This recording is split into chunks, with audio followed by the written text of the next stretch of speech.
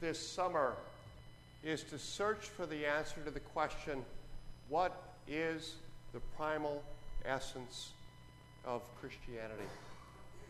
It's not only to search for it, but it's to live through the quest and return home and be able to tell about it for the rest of our lives. According to Mark Batterson, who is the lead pastor of the National Community Church in Washington, D.C., and also the author of Primal, the basis for this 6-part series, tells us that he believes the primal essence of Christianity is the great commandment, which Melanie just read. Love the Lord your God with all your heart, and with all your soul, and with all your mind, and with all your strength. See, you guys have got it. And what we've been trying to do this summer is strip away all the superficialities that have been put over the top of the Christian faith in the 2,000 years that the church has existed. You know, it's like excavating old sites where, you know, you dig through one layer and you find what? Underneath it, another layer. And you dig through that. And eventually you come to another layer. You're stripping away all the things that have grown on top of the original city that was there. What is the primal essence of the Christian faith? We have copies of Mark Batterson's book at the back that you're welcome to take home for $18, or write a check to First Presbyterian Church and walk away with that. And if you do that, you'll find that I'm borrowing quite heavily from Mark Batterson, so I want to thank him this morning for his contribution to our search this summer. This is the 4th part of our series. We're going to talk about the mind of Christianity today. We've got to be great at the great commandment. Sounds simple, but it's not as easy as it sounds. On our quest, we'll discover that some things that maybe we have known in the past but have forgotten. On our quest, we'll also reimagine what our future and the future of the church might be if, in fact, we became great at the 4 dimensions that Jesus talks about in the Great Commandment. Apparently, one dimension isn't enough. One way of loving God isn't enough. Jesus invites us to love God in all 4 ways: the heart, the soul, the mind, and the strength. A couple weeks back, we looked at the heart of Christianity, and we said that when we give our hearts to Christ, Christ gives his heart to us. And our heart begins to break for the things that breaks the heart of God.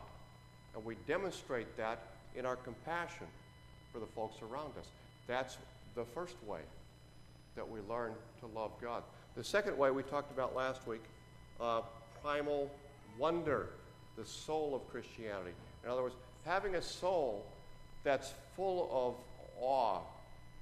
Each day we wake up, and in the creation and in the Scripture, we find the God who lives around us all the way.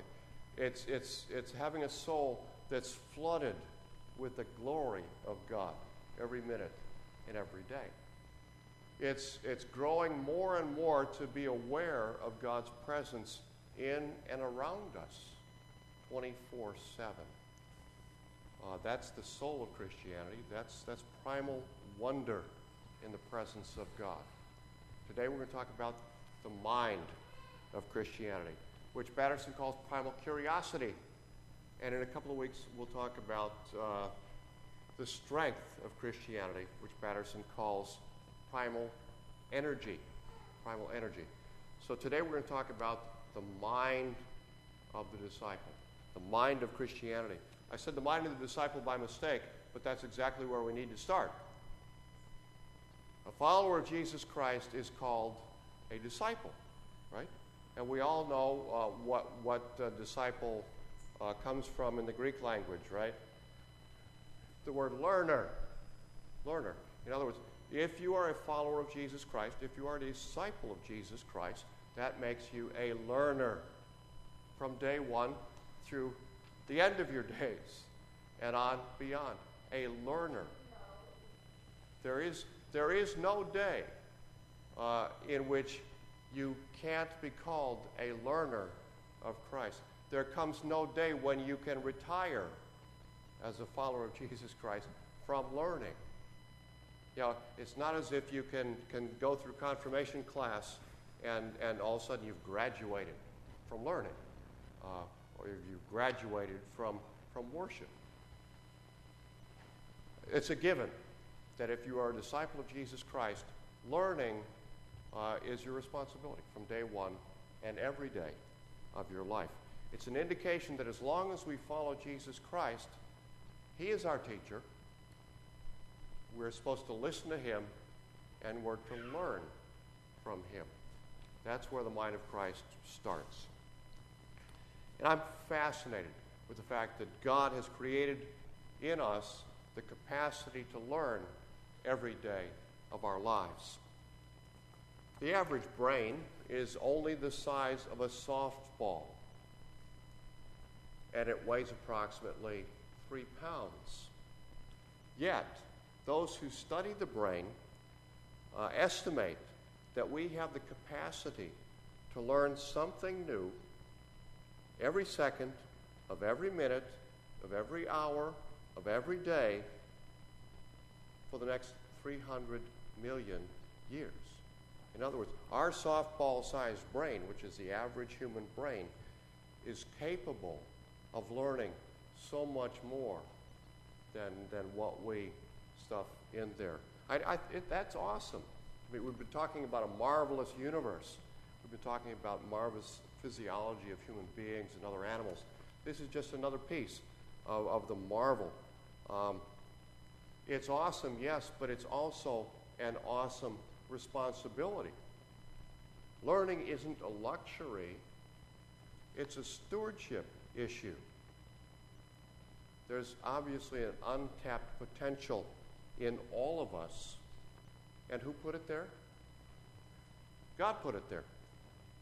Albert Einstein, I love a lot of Albert Einstein's quotes. He said something that I think is pertinent here. He said, the important thing is not to stop questioning. Curiosity has its own reason for existence.